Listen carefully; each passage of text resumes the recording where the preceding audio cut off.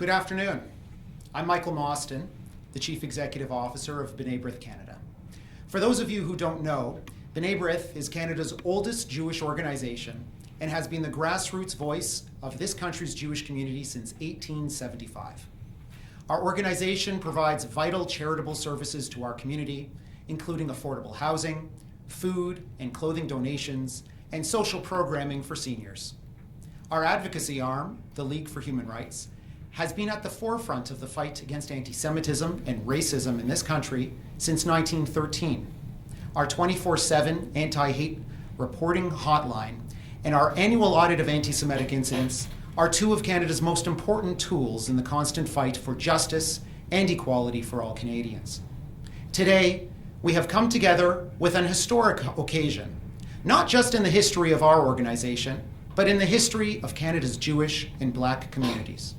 For generations, Jewish Canadians and Black Canadians have stood side by side in efforts to oppose discrimination and build a brighter future. Today, B'nai B'rith and the Canadian Black Chamber of Commerce are taking the lead in advancing that historic partnership. At a time when racial justice is at the forefront of our national conversation, it is easy to get swept up in the divisive rhetoric that often accompanies political discourse. However, we are today coming together to reject divisiveness and to instead forge a positive and uplifting concrete path for the future of our communities. By building bridges and working together to ensure better opportunities and justice for our communities, we will indeed be choosing the path that can make life better for all Canadians. In the immortal words of the late Dr. Martin Luther King Jr., "Darkness cannot drive out darkness. Only light can do that. Hate cannot drive out hate. Only love can do that." That is why we are here today, taking this important step towards making this vision a reality in Canada. Thank you. I'd now like to call up to the podium Andrea Barrett, the President of the Canadian Black Chamber of Commerce. Thank you, Michael. Good afternoon. We see B'nai B'rith as an ally in our quest for equality, equity, and opportunity. We're proud to partner with B'nai B'rith, the oldest Jewish service organization in the world, and we see our relationship with them as strategic and an important partnership that will amplify the efforts of both organizations. Anti-Semitism and anti-Black racism are issues affecting our communities. B'nai B'rith wrote an article in June titled, "We Must All Condemn Anti-Black Racism." They expressed solidarity with anti-Black racism in the United States, Canada, and around the world. We are proud to call you an ally and look forward to our new relationship. On behalf of the Canadian Black Chamber of Commerce, we send the condolences to the Betty family. We are to have a third member join us today, David Betty, who is a member of our board, chair of our Economic Development Committee. We send our condolences to the Betty family. Please welcome Franklin Switzer, Chair of the Board, B'nai B'rith Canada.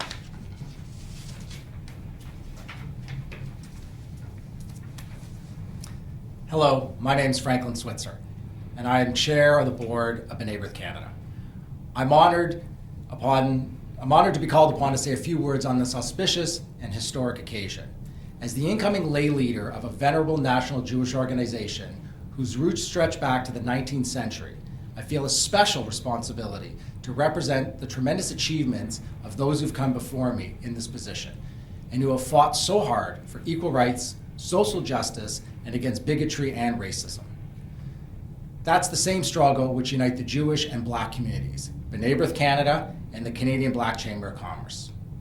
We share pride not only in overcoming challenges, sometimes very bitter ones, but also in forging better futures for our children and grandchildren in this magnificent country, no matter what imperfections we must contend with. After all, in what other country could we directly address our Prime Minister, as B'nai B'rith did just 2 days ago, calling upon him to include in his speech from the throne a recognition of the need to confront anti-Semitism in the time of COVID-19. We urge that as we welcome the Prime Minister's former Yom HaShoah statement that acts of anti-Semitic violence are still frequent today, and it is our solemn duty to stand united and vigilant against all forms of anti-Semitism, hatred, and discrimination. We must be clear, attacks against the Jewish community are attacks against all of us. The attacks against all of us sentiment, Jews and blacks and other minorities, is what unites us here today. Let's be determined to make the most of our joint efforts. Thank you. Now I'd like to welcome Michael Forrest, Chairman of the Canadian Black Chamber of Commerce.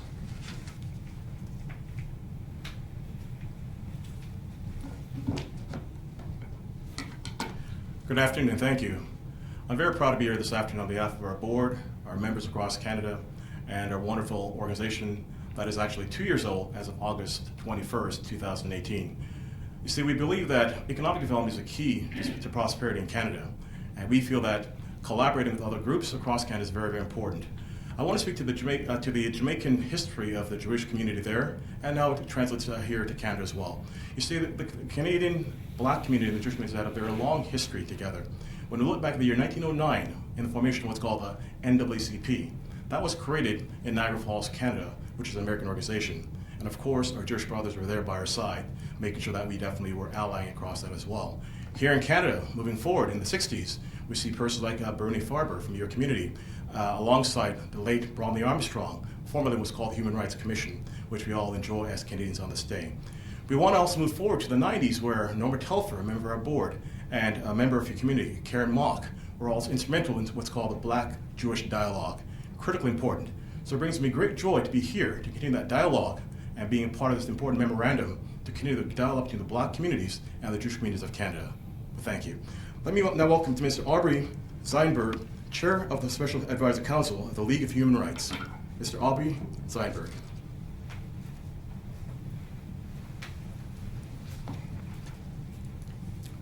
Good morning.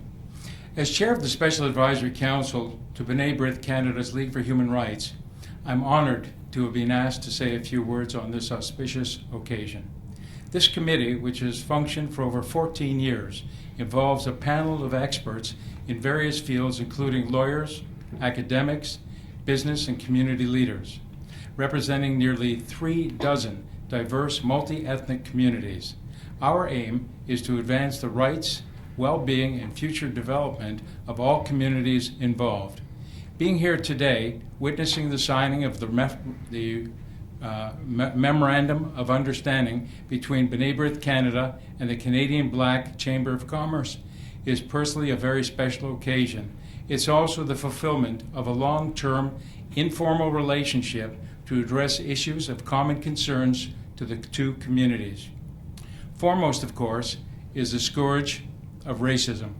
Tragically, both the Jewish and Black communities have suffered historically from racism, social injustice, and exclusionary policies.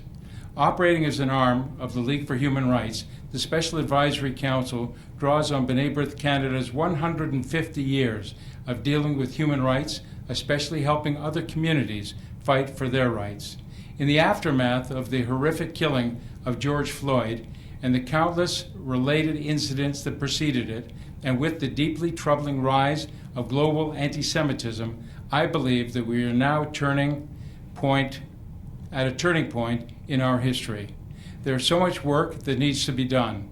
To that end, combining our talents with the Black and Jewish communities and of a wide array of other multi-ethnic communities to promote economic opportunities, entrepreneurship, and education, we can collectively achieve great things in this magnificent country of ours.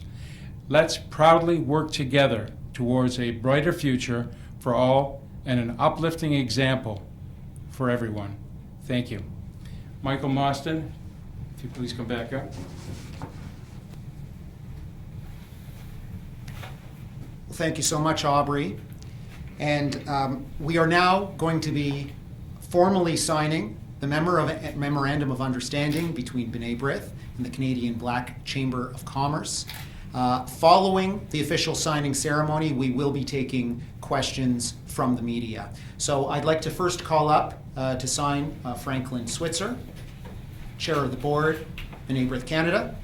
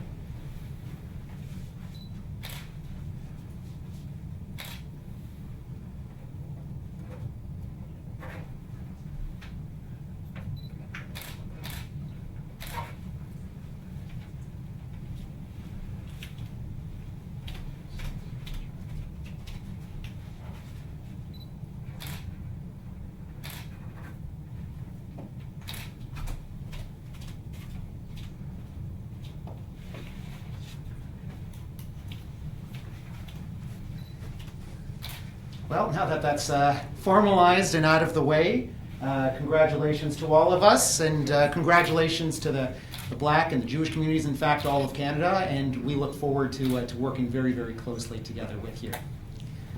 So, thank you. Okay, so we have some questions, and the first one is addressed to both Andrea and myself. What does each of you hope the other organization will bring to the table? So maybe, Andrea, if I can just start. So I think that one of the reasons B'nai B'rith was looking in particular with the Canadian Black Chamber of Commerce is your reach across Canada and your vision for entrepreneurship and building better opportunities. It's far too easy, I think, especially in troubling times that we see here today, to complain and to sometimes yell and scream and bring things down, but not to have an answer to the problems that are vexing us, and very, very serious societal problems. And I think that's one of the wonderful things that we see in your organization is your vision for how to build up communities, not how to bring things down. And economic opportunity is definitely the pathway forward, because there should be justice and economic opportunity for everybody. And I think that's a wonderful trait from the Chamber. Thank you, Michael. I echo your sentiments. We believe in collaboration, and we believe in partnership, and we believe in working together. Your organization, like ours, is a national organization, so we represent our members and chapters right across the country. We believe there's strength in numbers, and we look forward to a long, strong partnership with your organization. You are champions at advocacy, and you are supportive of your community and others. You're just looking for equality and support and opportunity and fairness for all. So we're very pleased to be partnering with you.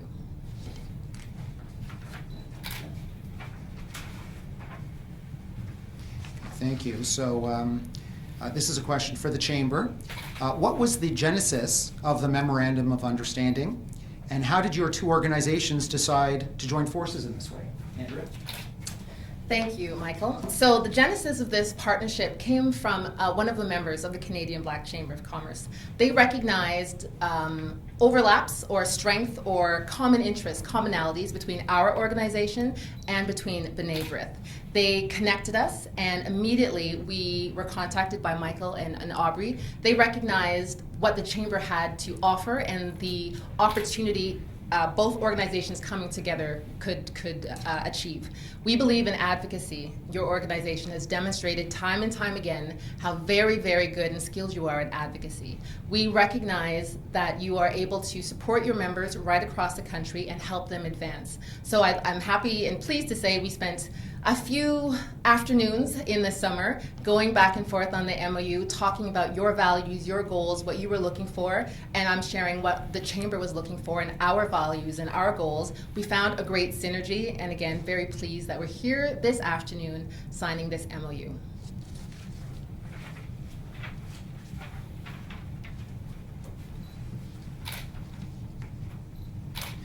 Okay, so we've received a few questions. We are still open to questions from the media, and I believe the media have the correct contact information. It's been sent out. So there is a couple more minutes if any media do have last-minute questions to put forward. The next question is, we're all too familiar, unfortunately, with the discrimination both Black and Jewish people have suffered historically, but this MOU looks forward to a more promising future. Can you give us some examples of how that future is to be achieved for both your communities, and how you plan to help each other to achieve those goals? And this is addressed to B'nai B'rith. And the question sets it out exactly. This really is something based in history, but advancing and looking forward to the future. This is a wonderful country that we have. It's a very broad country, and I know, because we've had many conversations with each other over the course of the summer leading up to this moment, that we're both looking to make a real difference across this great nation, and to look forward for opportunities and synergies together to work to inform government about these very important issues, and to apply pressure when necessary, to work and look for ways to help grassroots citizens in both of our communities, and in fact in diverse communities across Canada. So sharing our values, sharing our principles, and looking for those projects and opportunities that fit and make sense, and that we know that we can achieve those targeted goals of helping people and building up their lives in a much, much better way. So are there any other? Oh. Okay, this is a question from Michael Forrest. Your press release this morning described a long history of close partnership between Jewish and Black communities. Can you elaborate on the nature of this relationship and why you feel it's been that way? Thank you, Michael. The history of the Black communities and the Jewish communities has been very, very important. Human rights issues are very, very critical. When you look at three of the most marginalized communities around the world, the Black community through the Eastern African slavery, transatlantic slavery, and also the eradication of First Nations across America, the Americas, and also the Holocaust. These factors very, very hurtful to the many communities and to humanity in general. But I think recognizing the opportunity to bond together and to be our brother's keeper is very, very important. I think when we look back at how the Jewish community and the Black communities have actually worked together, when we look back at the year 1909, and I said it earlier, how the Jewish community actually rallied around the NAACP to help formalize one of the oldest Black organizations in the America. Now, also in Canada, moving forward as well too, we look and see many communities actually working together. I, for one example, grew up in this community, the Baptist Manor community, so I know firsthand exactly how important it is to have allies around you, whether it's in schools or at work and so forth. So I think this memorandum today is just another step forward as to why groups must work together. And I want to share with you before we go is that I remember going through the Charles H. Wright African American Museum in Detroit, Michigan. And at the end of the tour, it states, written by a very famous Jewish philosopher, it states, as I sat there trying to compose myself, going through this horrific tour, it said, man's humanity to a human. And I think here today we have an opportunity to make sure we bridge those gaps so we can definitely keep watching out and be our brother's keeper as we build this great country of Canada through economic development and also social justice as well.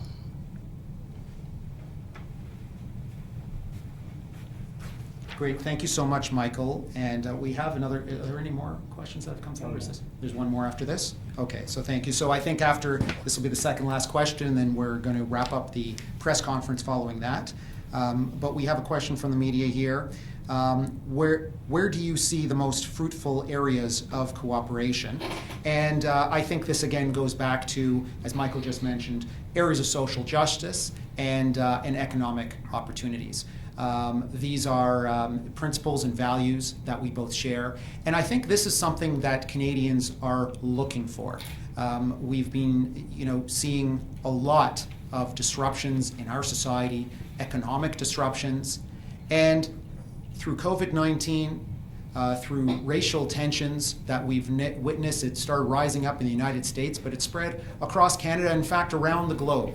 And this is the time for communities to join together, to look for ways, how are we going to get ourselves through the troubling times that we're in right now, and what is the pathway forward that we can really build a brighter economy, and an economy that everybody is sharing in equally, that everybody feels the opportunity to participate in, that is open to everyone, that justice is available, that we value all of the systems of justice that we have, because that's the worst thing. No one can lose faith in our systems of justice or in the advantage and the economic opportunity that's available to all of us. And so that's why I'm so proud that working with the Black Chamber and your leadership and working together with B'nai B'rith and the Jewish community, I feel very strongly that this is a positive impact that we can have for Canada to show leadership in how we can work together and build these bridges.